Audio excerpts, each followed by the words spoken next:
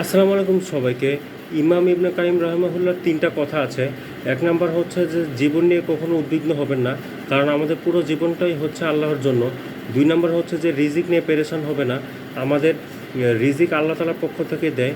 আল্লাহ তাআলা পবিত্র কোরআনে বলেছেন, জমিনে এমন কোনো প্রাণী নাই যার রিজিকের দায়িত্ব আল্লাহ তাআলা দেননি। সুবহানাল্লাহ। কারণ জমিনের প্রত্যেকটা প্রাণীর রিজিকের দায়িত্ব আল্লাহ তাআলা নিয়েছেন। তিন নাম্বার হচ্ছে যে ভবিষ্যৎ নিয়ে চিন্তিত হবেন না, কারণ আমাদের ভবিষ্যৎ আল্লাহ তাআলার জিম্মায়। এটা হচ্ছে ইমাম ইবনে কাইম রাহিমাহুল্লাহর তিনটা কথা, যে জীবন নিয়ে কখনো দুশ্চিন্তা করবেন না, কারণ আমাদের পুরো জীবনটাই আল্লাহর জন্য। দুই নম্বর হচ্ছে যে রিজিক নিয়ে পেরেশান হবেন না, কারণ রিজিক আল্লাহ তাআলার বন্টন করে থাকে।